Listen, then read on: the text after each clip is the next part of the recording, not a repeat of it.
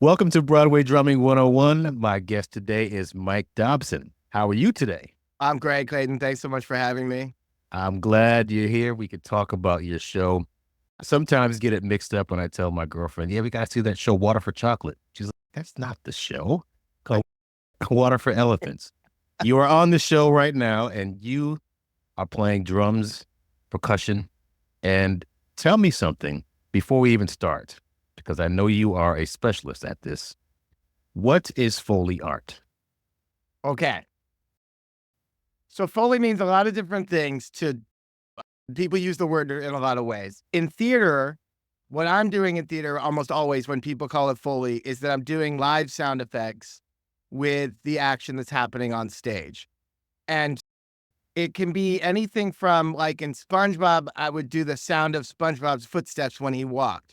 And so that's Foley, where I'm making the sound that combines with the action. And it's very specifically part of the action, the movement on stage. And other uses of Foley in theater are the more stereotypical or the more typical that you see is like radio sound effects, where you might see someone like pouring water, firing a gun, or doing horse hooves with coconuts. And that comes from radio. And they, like, a lot of the time they'll do a radio play live and they'll have a Foley artist in the corner doing those kind. And I've done a lot of that too. But both things that I'm describing are not technically Foley by definition, because Foley actually is only used in film. It's a film term. And so it's invented by this guy named Jack Foley. And he had the access to one of the first machines that was around to put sound on film. And so they were coming out of the silent movie era. I think it was The Jazz Singer had come out, which is the first movie with sound. And then he had access to this machine, and he was a smart guy who was a jack of all trades. He was very mechanically savvy, and he figured out how this thing works and what the potential was. And he had the idea that you can record sound separately and then add it to the film and create the illusion that sound happened in the scene you were recording. No one had thought of that. No one thought that was possible. There's a famous story that he was working on a movie. I think it was Stanley Kubrick movie. So it was even later than the early days, but they had this whole huge scene of all these Roman soldiers marching into Rome or something. And they didn't like the sound, and they were going to fly the entire cast and crew back to Italy and reshoot it just to get the sound of the armor clinking correctly. And Jack Foley was like, no, you could do that here. And so he explained it, and he did it like with his keychain. He just recorded it and messed with it in post and made the sound with a set of keys that was perfect for the movie. And so that was like an education. Everyone had to figure out how to use sound in film and what it meant to record it separately and put it in. And that's why you see all these cool things. If you could go deep on YouTube, you can see the sound effects of Star Wars, where they're like hitting a slinky or like messing with a double bass, and they make these blaster sounds or explosions. And like the sound of bones breaking could be like breaking celery. And if you have a microphone and you have the way to edit your sound, you can do so much with sound, and then you add it in, and it syncs, and everyone believes that's the sound. So that's what actual Foley is. But then there's radio sound effects, which was like we were talking about, where in a radio studio, they would do these shows where people are reading a play basically, and then there's sound effects happening and things you expect, like wind machines or the sound of animals or any of that. And again, that's a specific technique because they had microphones. So there's things that you could do there that you couldn't do live previous to that, because you couldn't assume you could amplify yourself. But before all that, and where my sort of background comes from, is the idea of sound effects in a show, like a vaudeville style. Like when we think of a drum set, a trap set, those traps were the contraption of sound effects. That's where the word comes from that the drummer would use. And every drummer who was playing shows or who was based in a theater that had shows coming through was expected to do sound effects for the show.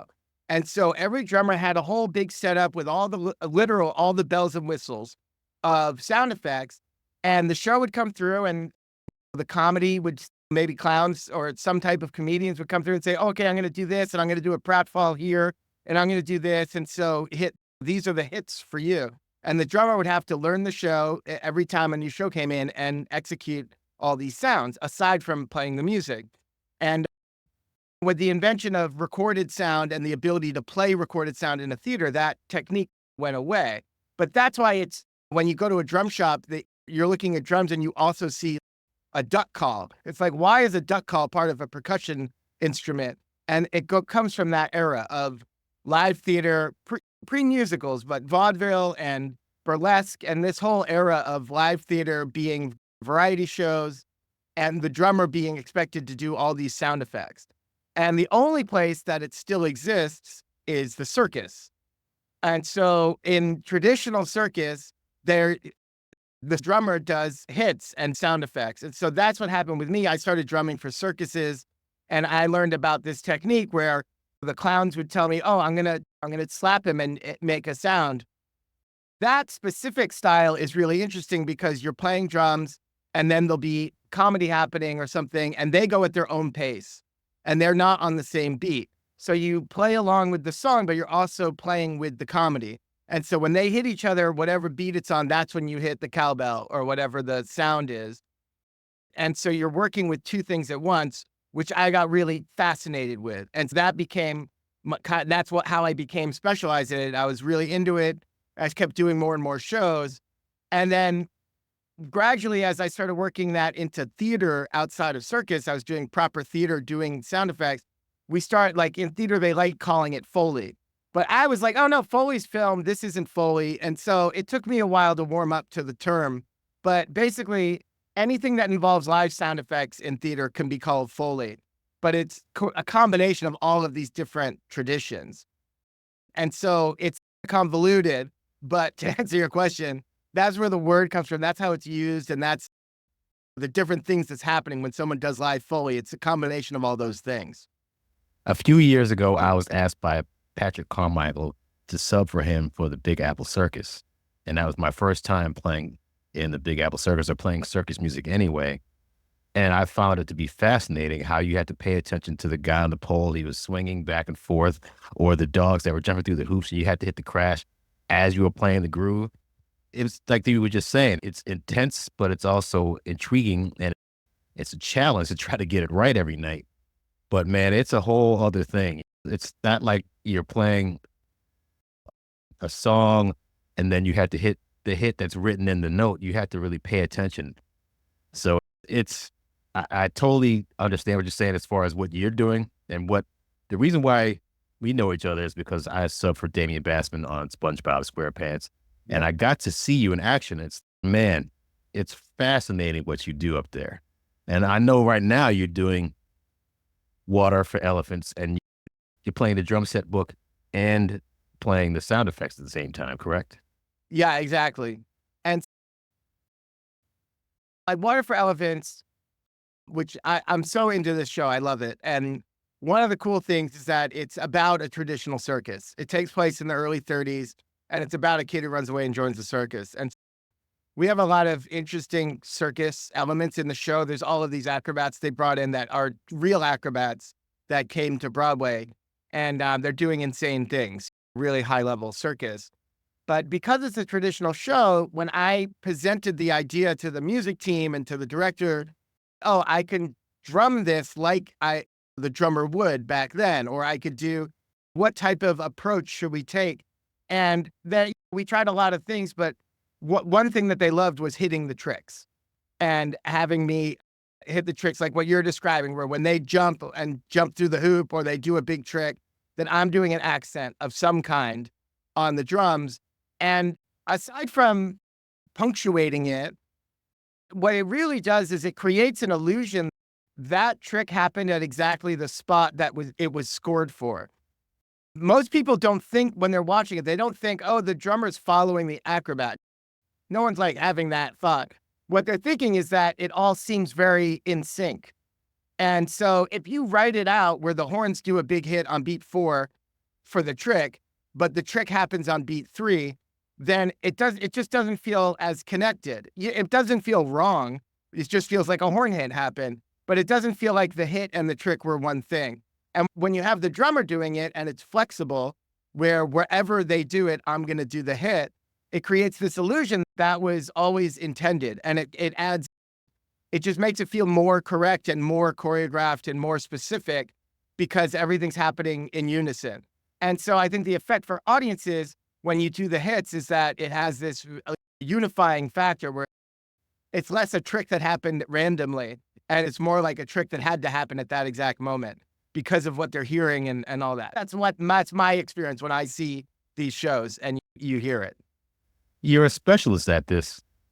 Now, one of the things that I talk about on this podcast is subbing. Do you have a number of people that are Foley artists as well as drummers that are as good as you? They're all awesome, and they all come at it with a great open mind and an open heart about what they're about to jump into.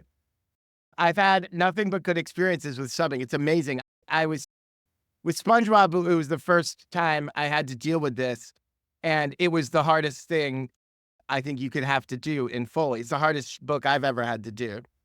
But all of my subs that I've had do these shows are really interested in figuring it out. The technique isn't the hardest thing in the world. Like you went through this where a switch flips in your brain where I describe it as like playing chamber music or you're playing jazz, you're playing time, you're playing a song, but there's other interactive things happening within that song. And so just the same way that if someone is playing a solo and they slip into a cool rhythm and you pick it up and play with them, that's the same kind of use of your brain. You're aware of what's going on outside of just playing time or just playing your part. And you're cued into it. And we know what's going to happen and we know about where it's going to happen. And it's just connecting that thing where it's on 3 or it's on the end of 4 so that you lead. But you, instead of following a musician, instead of following a saxophone doing a line that you're going to end with, you are following an acrobat who's doing a flip that you're going to end with.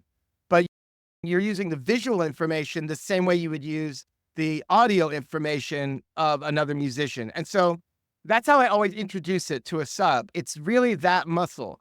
And it's about playing with other people and having a sense of spontaneity. But truly, it's not spontaneous. They're not improvising the acrobatics. They're doing basically the same thing every night. And maybe there'll be a sub that does a slightly different trick, but it's mostly the same. So you know what's coming. And the more you do it, you see so much information in what they're doing. It becomes so obvious from many seconds before the accent. You feel their body like, oh, here comes this move. Now they step here, then they turn, then they flip. And that's the arrival. And so you're so clued into that. So kind of thinking about it, I think is step one. It's just like realizing, oh yeah, I can do this. Anyone who's played jazz, anyone who's played chamber music with other people, they've done this before. It's just using the visual information the same way. And so then you start there. And then I think for that's for the hits, the circus hits. And then for the things that I think of as more Foley, where it's a sound effect that's not connected to the music. It's a sound effect that happens as action. If the guy gets stabbed with a knife, comedy stabbed with a knife. And I have a little squeak on that sound. We want it to be as close as possible to the impact. So it really feels like the knife made that sound when it quote unquote entered his body. And that in that case, you're really not thinking about beats. You're just thinking about precision of getting the sound with the action. Whereas the circus tricks, you're thinking about hitting the beat, hitting the tricks, and you want it to be as close to the trick as possible, but you're also rounding to the nearest beat because you don't want to be playing and then just throw in a random note that's not on any beat because then that really messes up the feel and the groove. And so the circus tricks, the real difficulty is not letting your brain convince you to do a trick that's a hit that's out of the pocket. And so you do a trick, you lead it to beat 4, or you lead it to 1, or you lead it to somewhere that feels right and it feels like music still. Whereas the sound effects that aren't connected to the music, you're thinking as tight as possible. and there's not a relationship to the beat. And so in Water for Elephants, we have a little of both of those two things going on. And I guess SpongeBob is the same way. And so you have to decide, am I fitting this in the pocket? Am I making this rounded to a beat, or am I just going for precision? And so those are the things that I think it's more stressful for subs to do the precision one. The hits feel normal. It's like, it feels like something you've done as a drummer. But the Foley, it's often solo. There's no conductor helping you. You're just watching a clown on a screen, and they're doing these things, and you're doing very loud sound effects that everyone's hearing and everyone's aware of. So it's a little bit of higher pressure, I think. And so that can be more intimidating. But SpongeBob was like 90% that. The whole show was all this very specific Foley. But Water for Elephants, there's touches of that. There's moments of that. And so it's very fun. But the subs have had a really good time with it. And they really embraced it. And I've gotten better at notating it, of understanding what needs to be written down for a sub so that they could see, they get a video of the show, they get what I notated, and then they figure out, like, I use a lot of the analog sound effects. In Water for Elephants, I barely use the SPD, but I have like real car horns and squeaky toys and literal whistles and stuff. And so they get a feel for the instruments so that you're comfortable with them and all that kind of thing. But for subbing, I was really nervous about it in the early days. But once I did SpongeBob, and I don't know if you ever played a show where Matt Smallcombe subbed for me at SpongeBob.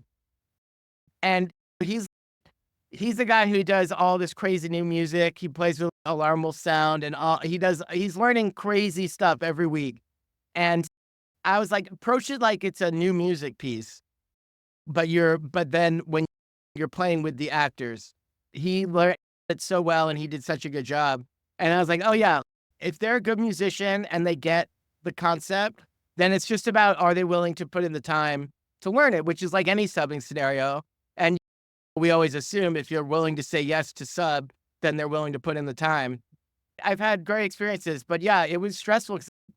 There's also a thing in shows where there's a desire from the music team, from people who have been around.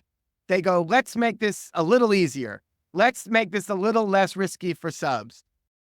And people want to not have as much specialty.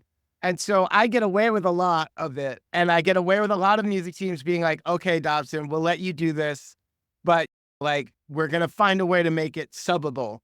And at SpongeBob, that was a big conversation because before Damien got involved with the show, I would play drum set in the rehearsals and the workshops. I would do drum set in Foley.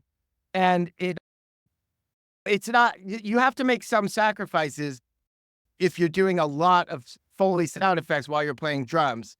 You can't do as intricate a groove if your one hand is playing a bunch of sound effects. And it's just way harder to do that constantly throughout a whole show. And so we had a conversation. Tom Kitt, who was the music supervisor, was very generous about it, making sure I was okay with the idea of, in the future, when this goes to Broadway, we don't want your chair to be impossible. And we want to have a drum set chair and then a Foley chair where you play percussion, because then the percussion, if we need to have it drop out because there's so much Foley, we're not literally losing the drums from the show. And so it was all, I was like, yeah, that's very smart. But that's what people are thinking when they see you do this in development. They go, oh, that seems hard. Are we going to be cool with this for subs, for the future? So a lot of red flags start going off. So you have to understand, if you're doing anything like this, anything specialized really, that there's a lot of people that their job is to make sure that the show's going to be consistent. And they don't really care how cool your book is or how much you get to do your favorite thing. And so you have to be willing to negotiate with them and find the balance of what's going to work. And I think at Elephants, we had a lot of conversations about that, and it was great. Like, the team was so fun and easy to deal with, and they were excited by it. So it was never like a bummer for me. It was always like they were presenting me with a version like, oh, here's the challenge to make it like this or make it like this. And so that was really fun. I remember during the pandemic, I was speaking to a friend of mine about playing drums for Broadway, and he was like, you guys are like an elite group of people. There's about 20 musicals that happen at any given season, and there might be 15 percussionists. So it's 35 people out of tens of thousands, maybe hundreds of thousands that want to do what we do. So it's a very specialized field of performance. Now yours is like even more specialized because you are doing something that very few people know how to do or even have been exposed to. Is there kind of a Foley guild, a Foley union? There's a lot of people who do it for movies. There is probably a guild. Like there's a Foley artist on every movie. And coming at it from that side, I think would be smart. Even if you're a drummer, if you want to learn about this, coming at it from the film point of view is very smart. There's people who can teach it to you. There's people who are professors at colleges for Foley. And so you can learn Foley, but what you're learning is you're learning post audio. It's not about music. It's about audio, and you're learning recording. You're learning how to work in a studio, and you're learning the norms of the industry of film. And so when it comes to what I'm doing specifically for live theater, there's some sound designers who are very into Foley and are very into sound effects specifically. But I would say, in my experience, I've been doing this in New York now for almost 20 years. I've always been interested in it, and I've never met another drummer who's interested in it beyond subbing for me or having a taste of it, or that came at it before they met me. That was like, oh, I also am very interested in old-timey show drumming, and I'm also interested in comedy sound effects, and I'm also interested in this, and I play the drums. And so I do think it's super rare that people have this interest. And so it's just where I landed, but now I think more people are getting exposed to it, either from me or from like that guy, Josh Harmon, who does those amazing Instagram videos of the comedy drumming. I don't know if you've seen them, but he's doing very similar to what I'm doing, but he's doing it as Instagram content. And he has millions and millions of followers, and he'll have a cartoon and he'll play percussive sound effects along with the cartoon or other video, but it's essentially live Foley with percussion.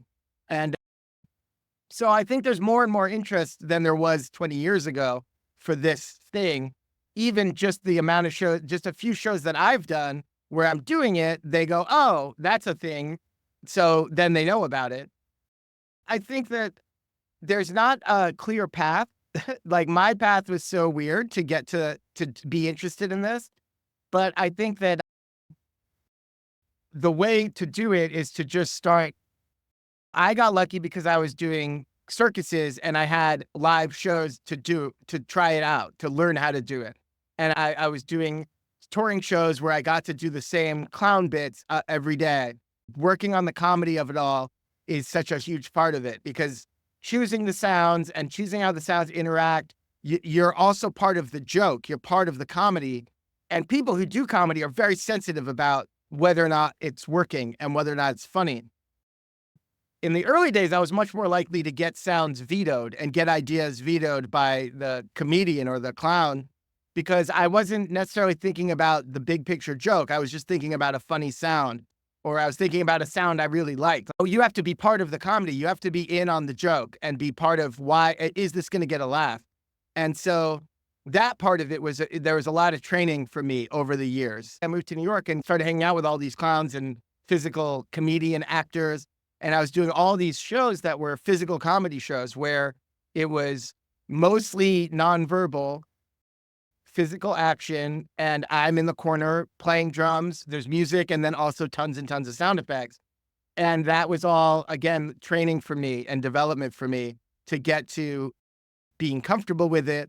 And by the time I got called for SpongeBob, I had done so many shows.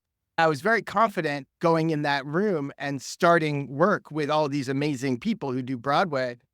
And I think that if I hadn't done years in leading up to that, it would have been really hard for me to keep up with that room and to bring anything to the table at all. And not everyone has access to a circus or a bunch of clowns that need a drummer. So what I would recommend, though, is if you're interested in this and you want to start, you could do silent movies, which everyone has access to. And I've done a lot of that. Accompanying silent movies is another thing that is exactly what was going on when the silent movies were happening. The vaudeville era ended when the movie era started, and the same vaudeville drummers that played in the theater, silent movies would come in, and the same orchestra would play the music for that movie, and the drummer would do the sound effects. So someone like Buster Keaton, he was a live comic in vaudeville. The same drummer could have accompanied him live, and then a decade later been accompanying him on film. So his repertoire, what he was doing, was normal for the drummers to see. His brand of slapstick and all of those guys came from vaudeville.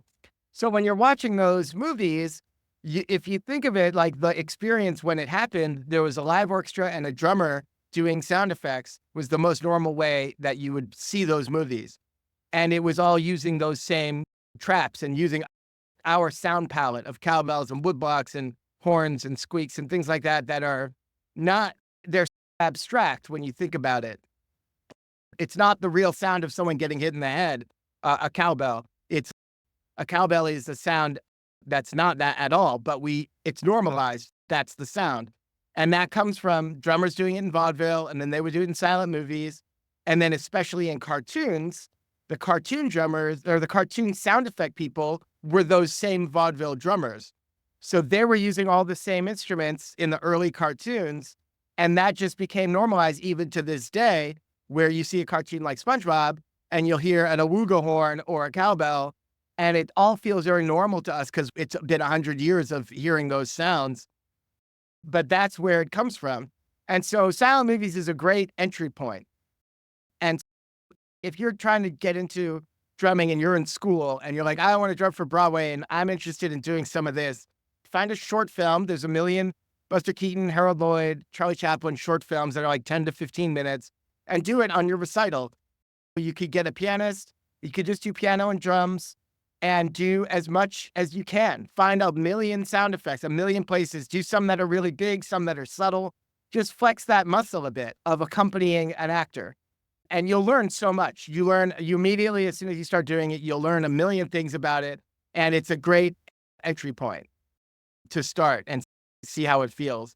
And then you could start trying to find some live people to work with. And for me, that was what I was doing.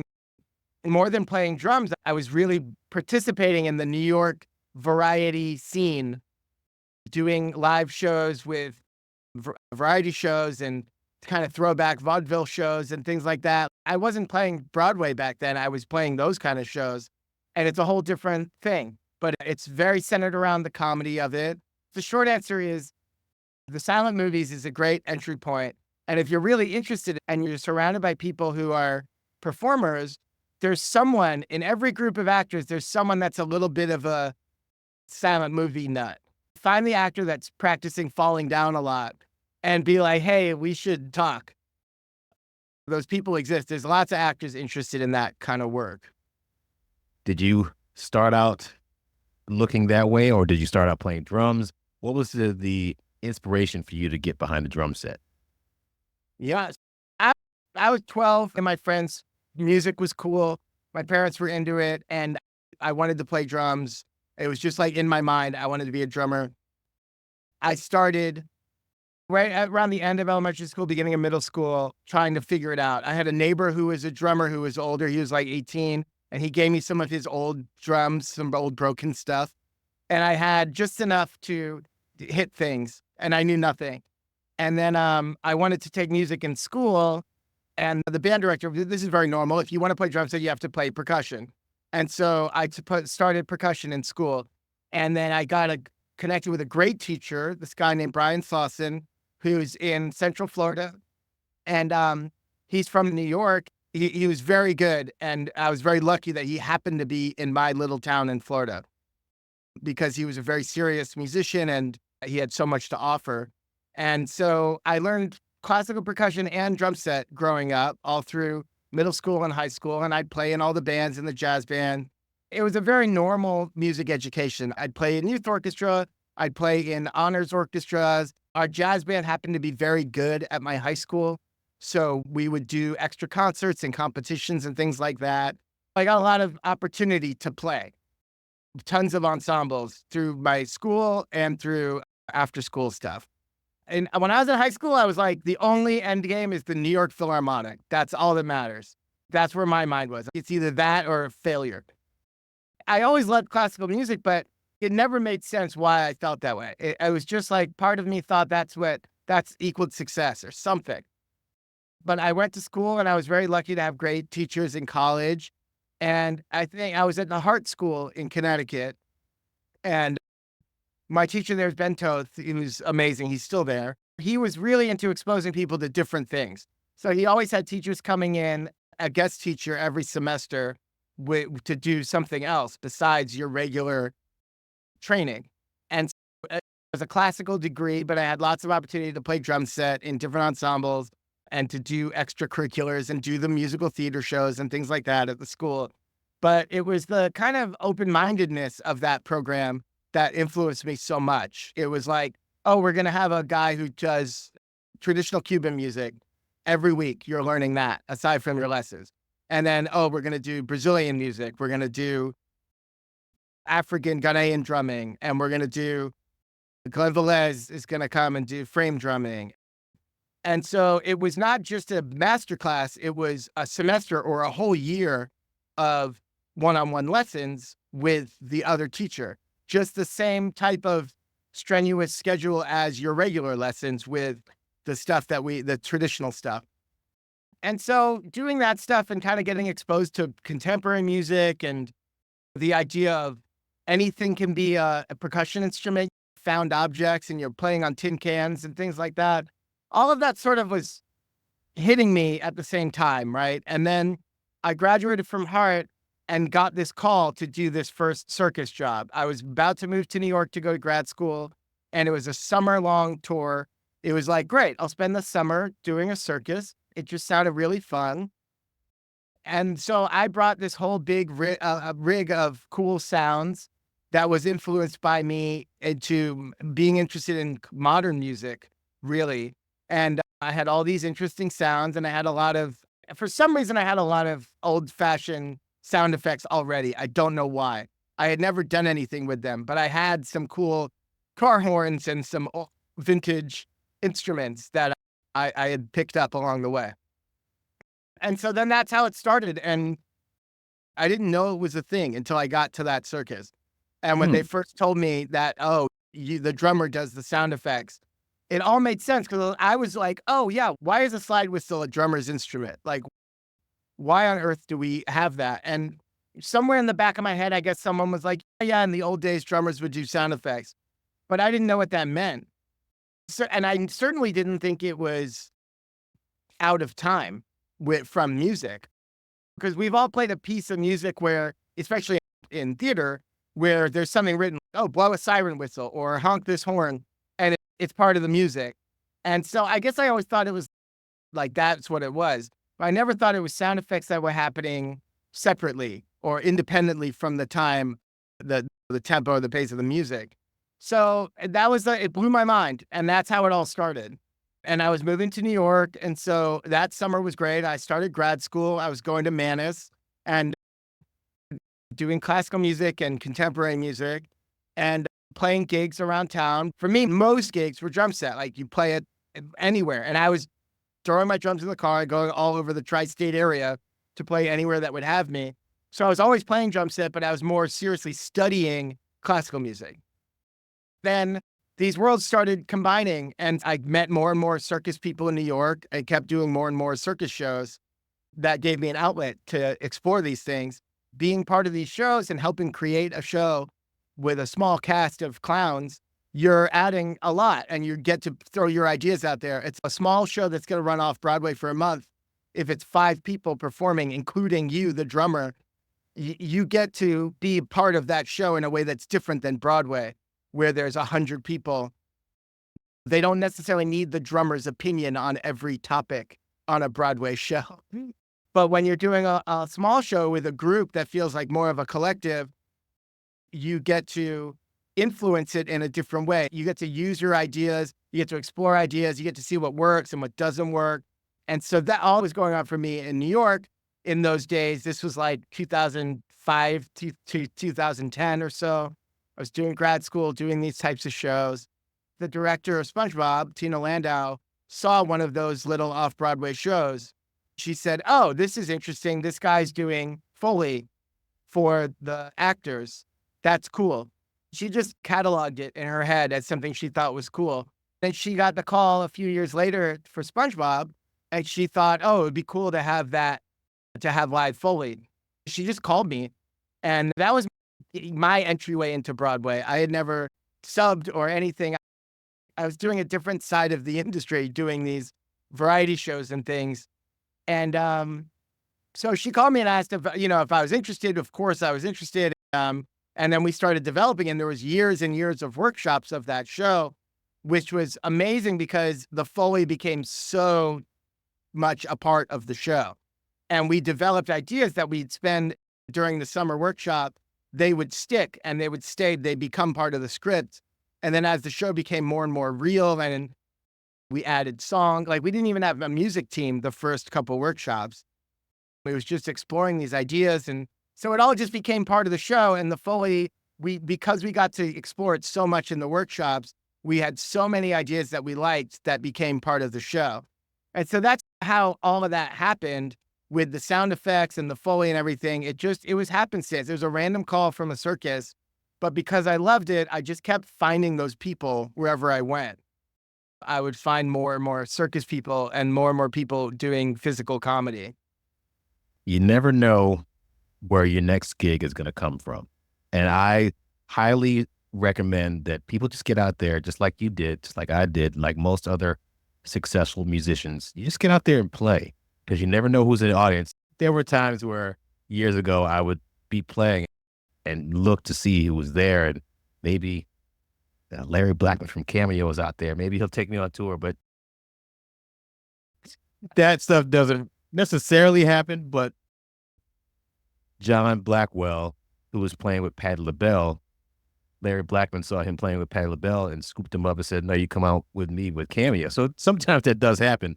But for the most part, you just get out there and play, and the people that you work with, for instance, how I got into the whole Broadway thing, I was playing in a club, and the guitar player, Matt Beck, he used to sub on Broadway, and then he recommended me for this show called Footloose that was going, it was a bus and truck tour that I did.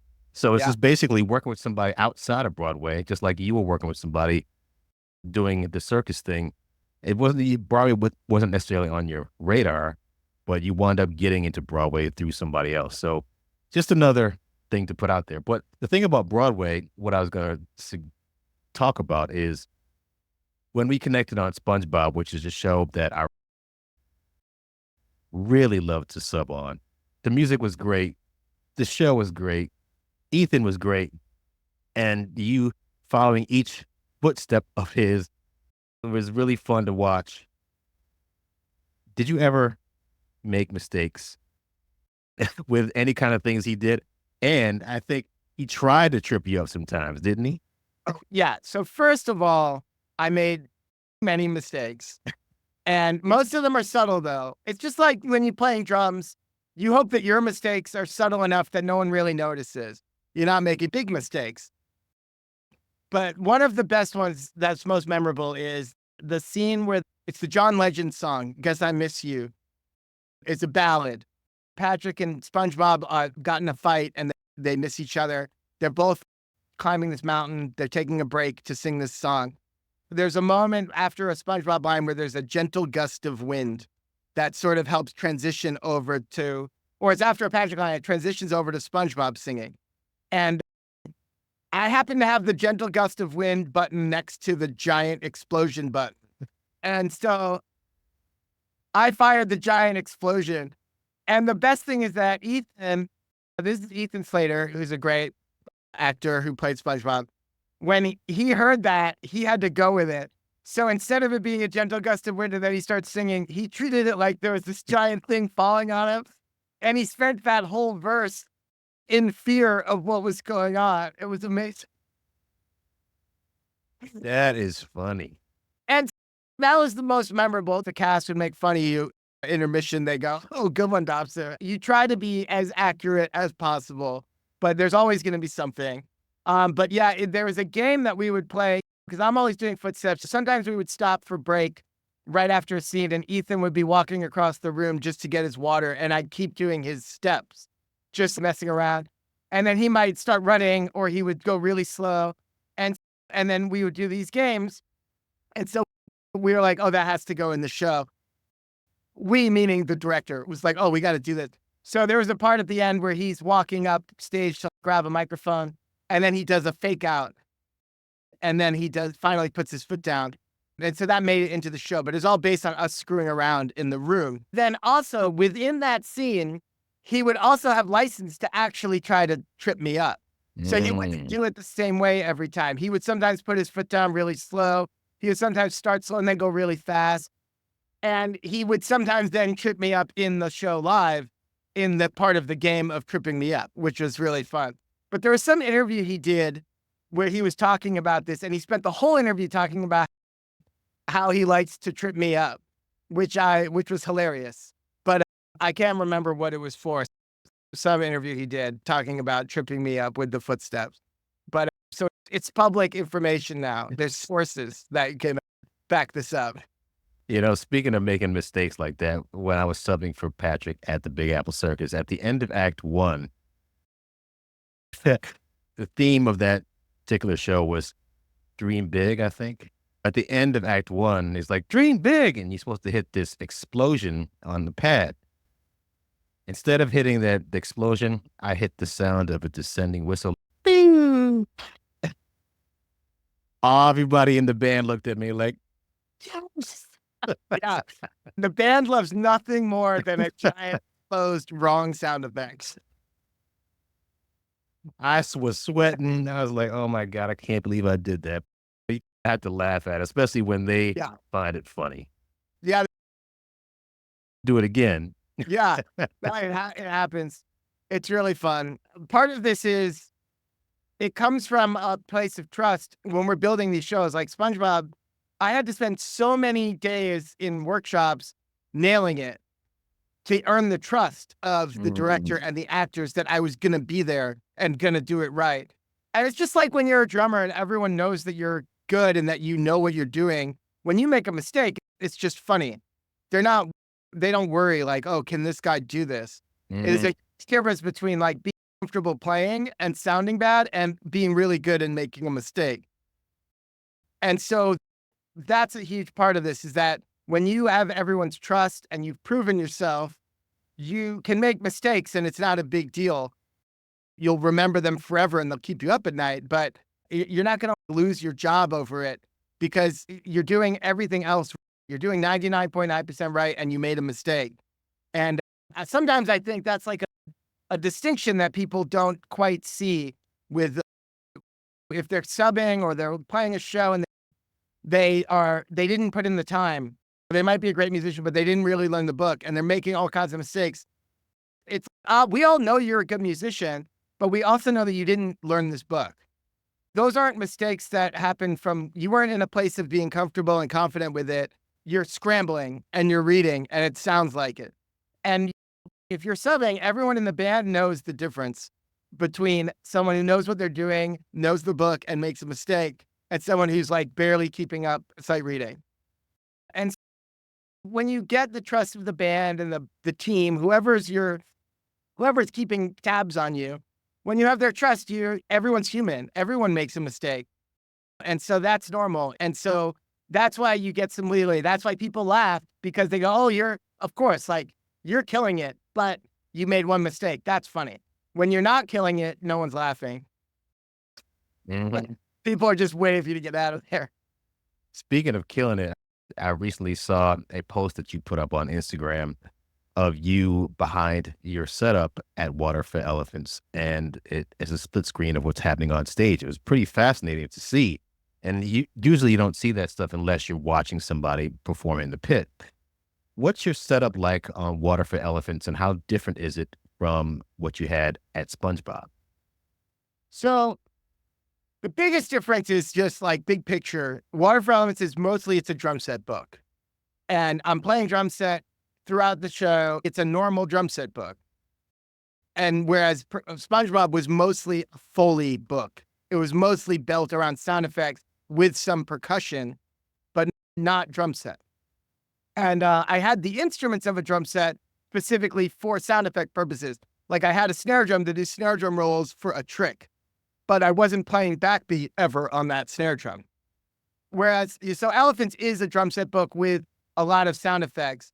There are some very cool things about the Elephants setup, and then I'll describe the SpongeBob setup too. But the Elephant setup has a lot of found object sounds, dinky, metallic, ricky-ticky stuff. The orchestrators and the music team, they love, and the composers, they love the kind of kitchen sink percussion sound.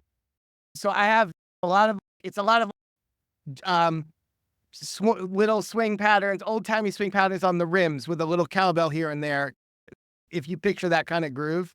But then I brought in a cast iron skillet, and everyone was like, yes, more of that. And homemade ribbon crashers and mini hi-hats that have broken, weird sounds and stuff like that. Like I made a setup that's a lot of those things that are all right in front of me. And so there's rack tom and a floor tom and a snare and a kick and a hi-hat and all the normal cymbals, but also there's all these kind of sounds that get used a lot. And aside from that, then there's the comedy sounds that only get used for comedy purposes, but things like car horns, like I have a taxi horn and a klaxon horn's the awooga horn, and then some squeaks. Wait, awooga meaning that sound that it makes? Yeah, like the awooga. Yeah. That's called a klaxon horn. That's how it's made. So I'm like, why not use a real one instead of using a sample? So I have one of those there. And then I have this cool thing that I made.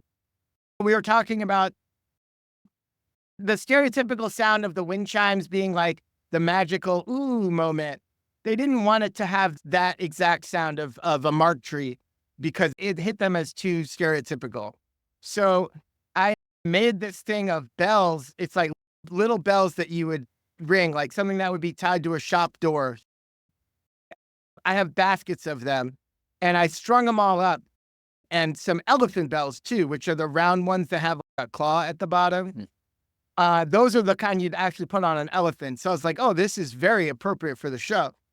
So I strung up like 20 or 30 bells on a thing and I shake it, and it's almost wind chimey. It's tinkly. It has that magical moment that they needed, what you get out of a mark tree typically, but it's not a mark tree. And so it sounds very cool and it's unique for the show, but it's a really nice sound. It gets used a lot for emotional moments. It represents the animals and things. And that's a cool sound. And then another cool thing, or I think is cool, is I have a set of crash cymbals, like a 17-inch orchestral crash cymbals on a lowboy pedal. So it's under the hi-hat, next to the hi-hat as a second hi-hat pedal. So my hi-hat and kick drum, and then this hi-hat, and then there's another pedal on the other side of the bass drum that connects to the SPD. And that is playing a bass drum sound that's like a big old calfskin head that I sampled, so that when I go to these circus marches and the old-timey sound, I shift my feet out and it's all of a sudden it's a real march. It's real cymbals crashing and it's this huge bass drum and it's a totally different world all of a sudden. And I think it really is effective because the snare drum is playing and then you hear, and so it's really like the percussion would be in an old marching band, which is what the circus band would have been. So it really captures that sound and it really works. The cymbals, like I might be doing permanent damage to my knees, spreading my legs out. It's all part of the gig, but they sound great. It's really easy to make that sound. You could do it with a regular hi-hat stand, but I just didn't have the room. It had to be low. Crashing cymbals with your foot it's easy to get a good sound. You just put a regular pair of crash cymbals on a hi-hat. So that's cool. That's part of the sound. And I think that describes the whole kit. So tell me something about your setup, and for people that may or may not know, combining a drum set and percussion book, even playing drum set, you're playing drum set, trap kit, as you so eloquently described, but you also may play percussion. And if I ever do a show again, I'm going to play drum set, percussion, African drums, Latin drums, and have electronics. Absolutely. Even though it might be for Soul Train, if I get this, and I'm sure there was no African drums in any Soul Train song. Maybe there was. Maybe I have to figure that out. Song. The reason why I say all this is because you get a double for certain instruments, depending on the category of instrument. Now, you have so many different types of instruments. Are you able to get all of that from the percussion instruments you have, like the elephant bells and the wind chimes, and of course, you have the SPD, the electronic pad? Where does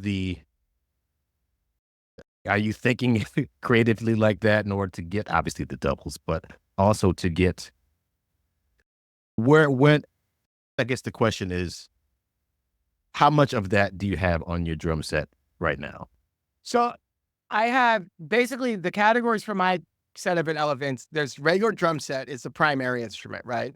And then I have mallets. I didn't even say I have a Glock also to my left. I play a bunch of Glock in the show. So I have mallets.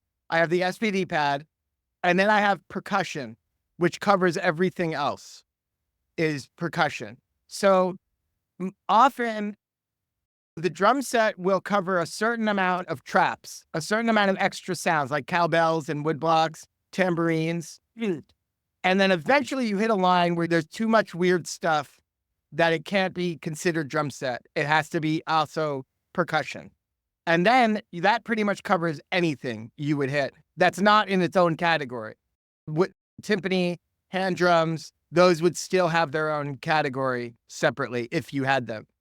But I would just say for doubling, I'm not that savvy about thinking about doubles in terms of knowing if I introduce this instrument, it's going to be an extra double.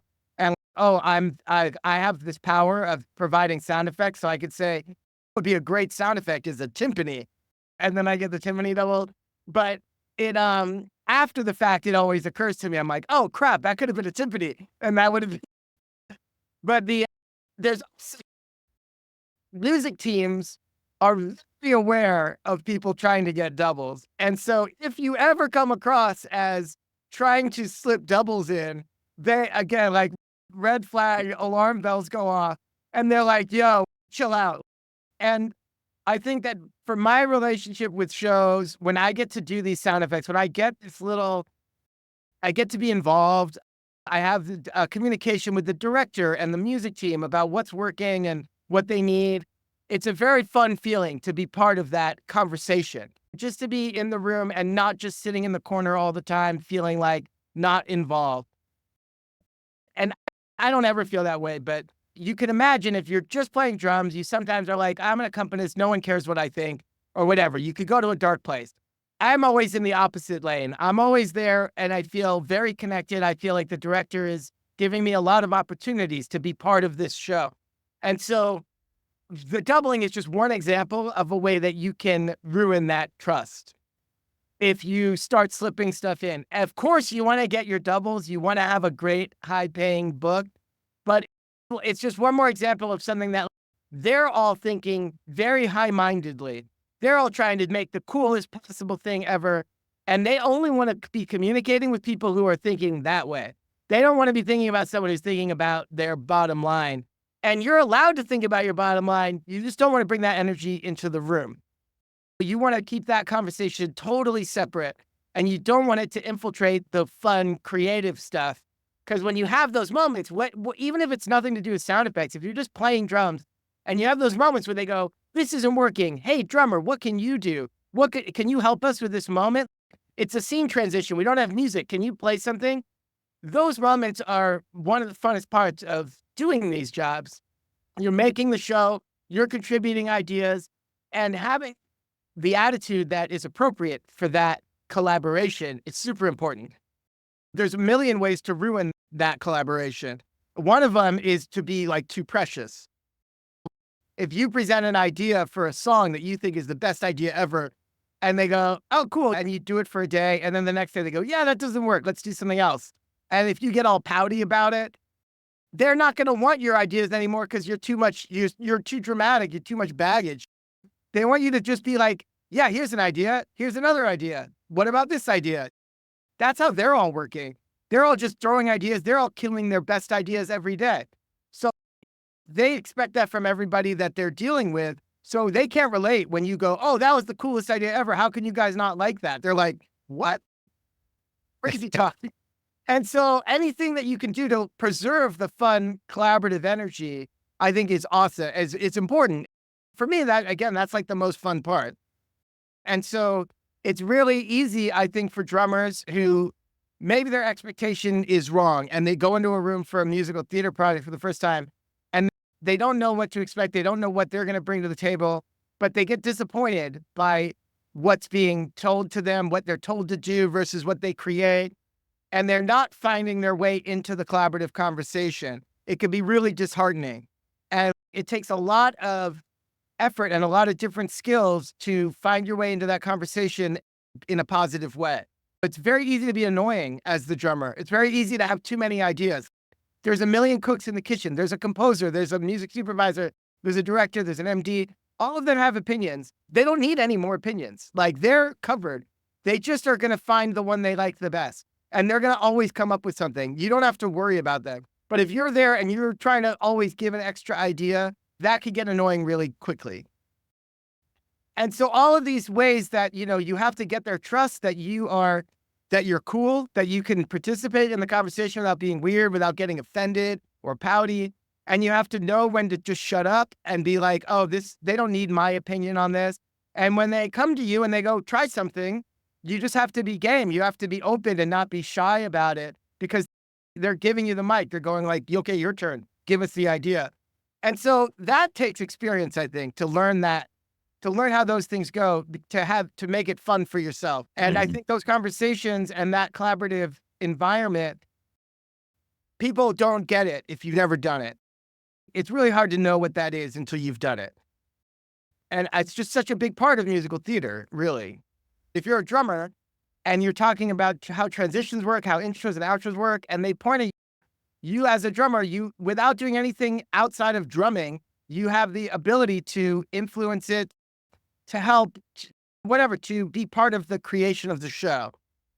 And by adding ideas and your ideas, and it is a very fun, rewarding thing when you have an idea that sticks and the room goes, oh my God, that's so cool. We got to put that in. And sometimes they die a month later or whatever. But like, that is a very fun part of it. You're bringing an idea to the table that is in a way that they welcome. And I think finding that line is key. And some people maybe aren't that type of drummer. Maybe if you aren't that type of drummer, if that doesn't sound fun for you, if it doesn't sound fun to navigate these channels and make sure that you're communicating well and hearing what they're telling you, all that stuff, and finding the right way in with the ideas, like, that's so much of the job of new shows. So if you think you want to do new shows, like, you need to understand that's a big part of the job, is being like open and available to that communication and that creative stuff. With all of the percussion that you have in the show, do you prefer to play live percussion or do you like the pad? I always prefer live, analog, for almost everything. But what you can do with electronics is amazing. And SpongeBob would have been a totally different show if I didn't have the electronics. And so, like, when I was describing my elephant setup, it's mostly analog, right? And the pad, there's a couple sound effects on it, little one or two sample, not literally one or two, maybe a dozen samples on the SPD, and that bass drum that I described on the SPD.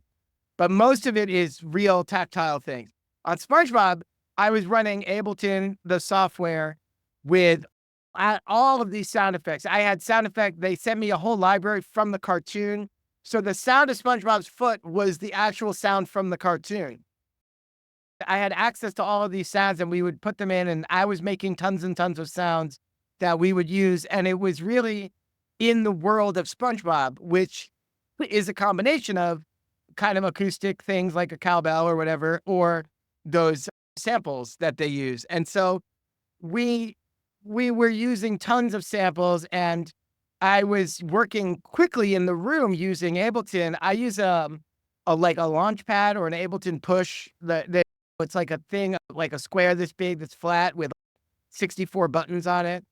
And when you use that in Ableton, you can very quickly manipulate what the sound is and how it functions. And does it loop and go until you stop it? Does it just play once? Does it repeat itself?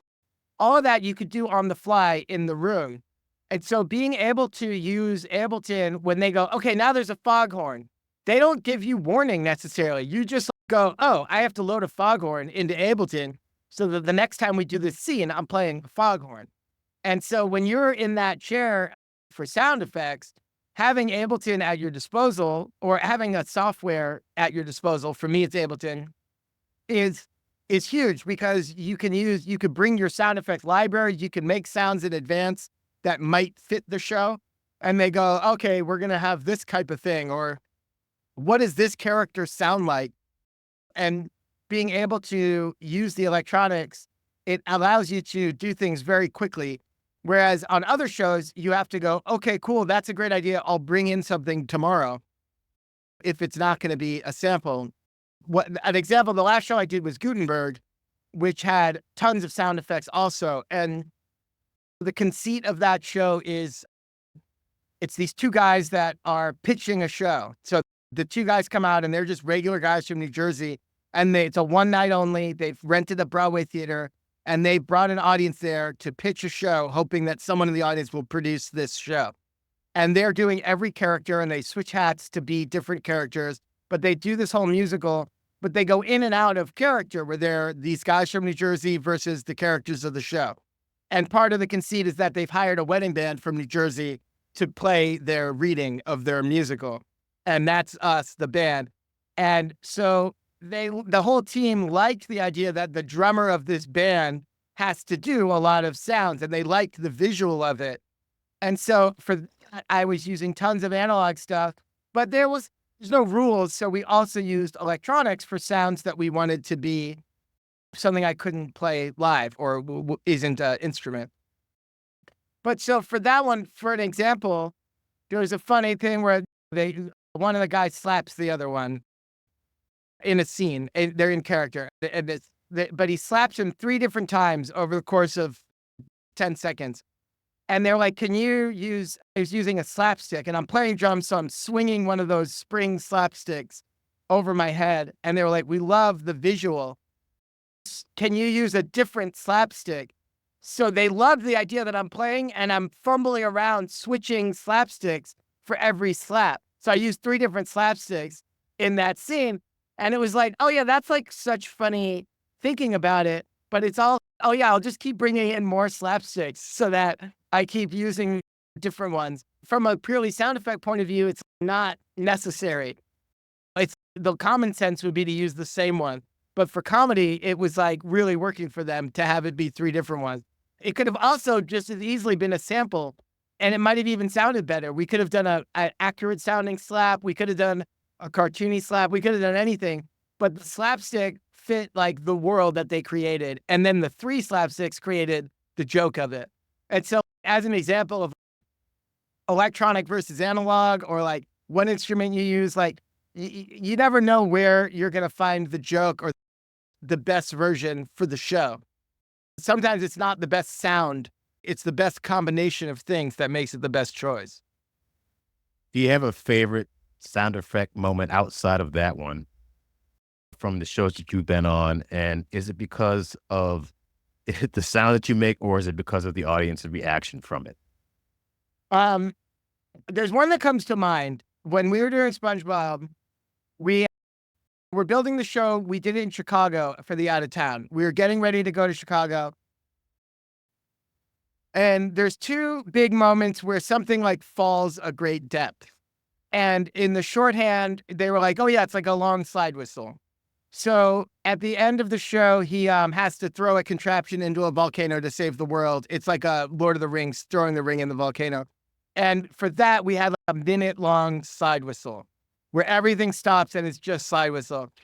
But there was another moment earlier in the show that was written the same way, where Squidward is putting on a benefit concert and he has this rider, the band's rider that's playing the benefit concert. And it's like it's a paper towel roll, and he would drop it and it would go on forever. It's that long. And they were like, oh yeah, we can't use the slide whistle twice, but it's the same idea. And we were like, oh, what's that going to be? And we got done in New York and we were headed to Chicago to start tech. And I was making this sound on the plane.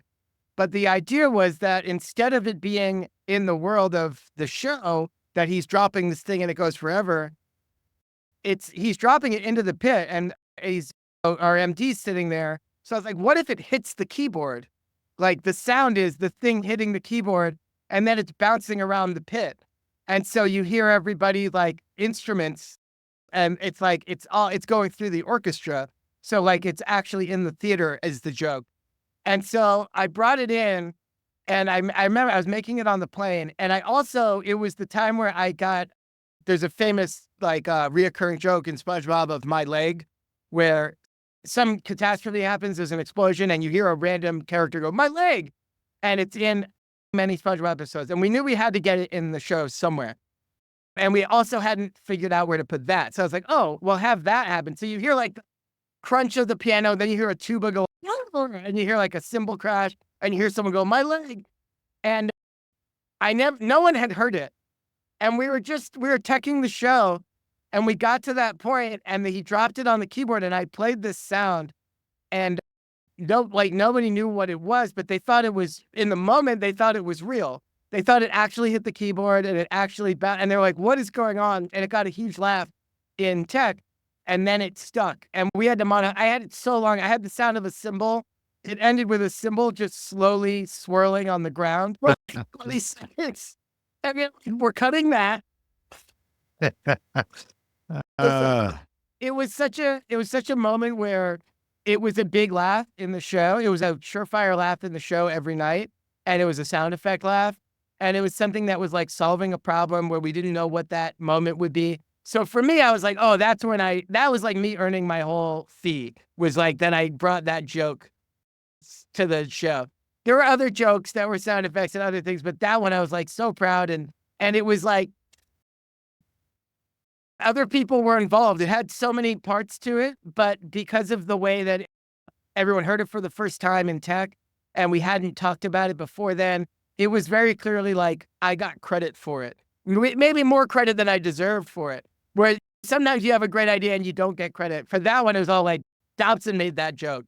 And so I got to enjoy the spoils of being the one that made that joke.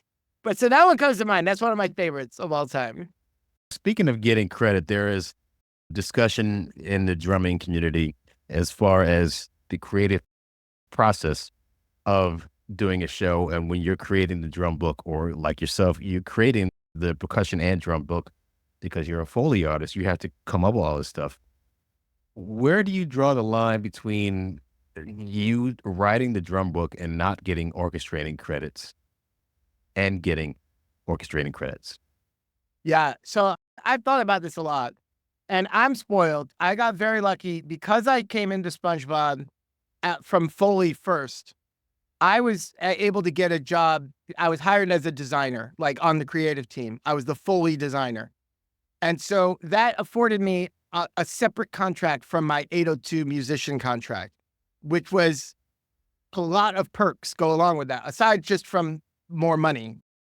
And it allowed me to be considered part of the team that made the show, not just a drummer doing some sound effects.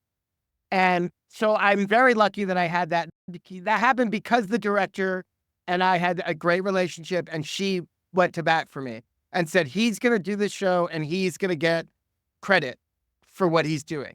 That was like never a question. And it all came from the director having my back. No one was like fighting it, but they don't want to spend money. No one wants to spend extra money. So of course they're going to fight it, but everyone was cool with it. They made that deal happen. It was an amazing thing for me. I would say in general, though, I don't push for that at all on a show because I'm often not doing that much development the way I did with SpongeBob. With SpongeBob, I was creating that show and creating it from the beginning and adding all of these ideas to it. And it felt like it felt inevitable because of all of those things coming together. When I'm doing a normal show, when you come in as the drummer and then they go, oh, you could do sound effects. Let's add some sound effects. Yeah, I'm creating ideas. I'm doing the exact same thing I did at SpongeBob, where I'm bringing ideas, I'm bringing sound effects, I'm trying to help the jokes. It's all the same role. But for me, there's different tiers of what you can get out of that. And basically, is it worth the fight? Is it worth the conversation or not? And that's basically where I come from. This is just my philosophy on it. People have different takes. I think it'd be pretty easy these days. If you're a drummer creating a new show and you're bringing a lot to the table, you could say, hey, can I get a credit as the drum arranger? Can I get an arrangement credit? An arrangement credit will be a credit and maybe some money, which is great. But if there's a lot of arrangers on the show, if there's a big music team and there's people already struggling for credit within the music team, you might be adding a little bit of a problem to their life that might not be worth the money. It might not be worth the $1,000 or whatever it is to have that conversation. It might not be worth it. It might end up being worth it. But beyond arranger, if you actually are trying to get on the orchestration credit, that's a huge thing because that would imply residuals. So that would imply if you're getting on the orchestration team, that would imply that your orchestrations are part of this show. That's IP that you create, that you own, that is being leased by the show for the duration of the performance and would be part of the show's, the integrity of the show forever.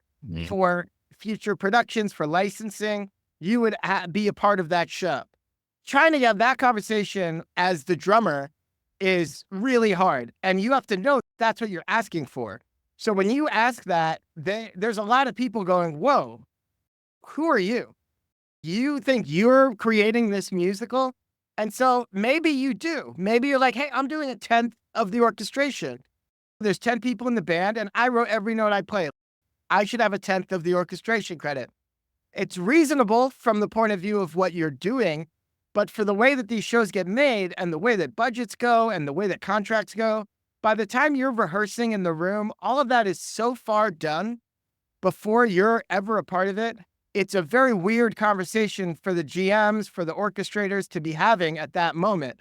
So you have to know you're coming at it from a place that they think is weird.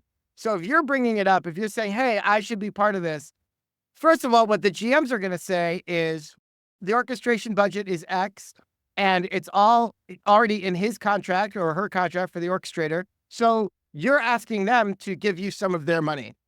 That's like the first thing they're going to say, because then it pits you against the orchestrator instead of you against the producers. So then you're in a very tricky situation of trying to ask the orchestrator for some of their fee. And they'll go, okay, just their reaction probably would be like, okay, just stop writing drum parts. I'll write your drum parts. Whatever you think you're doing, just stop doing that. I'll give you drum parts. And then you have an uncomfortable relationship with your orchestrator from the beginning. And so, for example, that's like a way it could go south. My philosophy on it is that when I'm working with people in a new way, I want to show up and over-deliver. I want to show up and give them everything they ever dreamed of and more, and not ask for anything in return. The gig is great. We're doing Broadway shows. It's a great gig. I'm not really writing the music. I'm adding some sounds here and there. I'm adding ideas. I'm contributing. That's my job as a drummer, is to contribute creative ideas and to bring a lot to the table, to give them a million ideas and they can cut half of them or whatever. When I have these relationships in the future, when I've worked with them and shown them what I can do, my hope is that when they have a show where they need that element from the beginning, they'll think of me and then it's an opportunity to have it be in the conversation from the beginning. But before the drummer is in the room, they're talking to me about adding a design element or being part of the orchestration team or something like that. And that is something normal that happens. that you develop relationships and then you become part of the team in the future. And so for myself personally, that's how I approach it. I'm not trying to show up as the drummer and then change that deal as we go and get closer to Broadway. What I'm trying to do is show up as the drummer and do an awesome job and be giving a lot, over delivering. And then in the future, have those same people go, when they have their next show, they go, you know what, we're going to need a lot of sound effects in this. Why don't we bring Dobson into the team? And then you're starting from the beginning of a show, which is way before rehearsal in the room time. So anyway, that's just me. There's people who would say I'm maybe foolish or I'm leaving money on the table or it's not fair to drummers to have that mentality. And I totally get that. There is a world where drummers may be asked to do too much and they should get compensated for it. But the truth is that everybody working on a Broadway show has a feeling of being underappreciated, overexploited, doing too much work, not getting enough credit. Everyone has a relationship with these ideas, not just the drummer. It's normal for an orchestrator to say, oh, hey, I wrote those lyrics in that song because I had the idea. They're not crediting me as a lyricist. Or the book writer would say, I wrote those lyrics. Like the director, like everybody's contributing ideas. And sometimes those ideas are not formally credited. And so if you're doing something that's way out of your lane and you're really writing the music or you're really doing more than what a drum chair does, yeah, you should be fighting for compensation for that. But I think that most of the time people are fighting for compensation for something that is just the job. And drummers have gotten parts that are slashes since the beginning of drum set. And we turn those slashes into a part. And that's what they want us to do. And I accept that I could be wrong. History might prove me wrong, that we need to fight more for this and that it's the right thing to do. But for me, in this moment in time, I see it as an opportunity to, every time you work with a new team, it's an opportunity to prove yourself, prove that you could add a lot, and that also that you're not creating fights with them. And that you understand, I was hired at this role, and all of our jobs have been predetermined since before we got in the room. And I'm not going to suddenly make a problem and say, you know what, actually, I'm doing your job too, so give me half your money. Because that's how it comes. They don't know you. They're like, what are you talking about? So anyways, again, that's just my take. But I know that could be seen as controversial or old-fashioned, but that's where I am on that. The way you explain it, looking at it from that perspective, it makes a lot of sense that way. Just it's part of our job. The whole slashes thing, it's true. You either get a piano vocal or you get a bunch of pages with measure 1 and slashes until measure like 247. Right. You got to be creative and come up with your own part. Unless they give you an idea of what it is, and it's whatever the first measure is, or do that, and then they give you the pre-chorus and the chorus and different feel. It makes sense. Where can people find you on the interwebs, on the internet, social media, MySpace, Snapchat? I keep my MySpace up to date at all times. I'm on Instagram is the one that I use for real. And I'll put what I'm doing on Instagram, and it's Dobson321 is my handle. So you search Mike Dobson, you'll probably find me.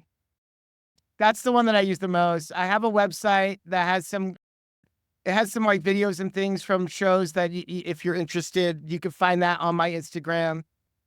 But mostly, yeah, Instagram is the best way. And I use the DMing on Instagram. I'm on Facebook, but I don't ever use it. So it's not a great way to get a hold of me. And hurry up and go check out Water for Elephants on Broadway at the Imperial Theater, which is a great theater. Mike, it was great reconnecting with you, and I'm sure we'll see each other on the Broadway campus soon. Great, man. Thanks so much. All right, man. Talk to you soon. Take care, man.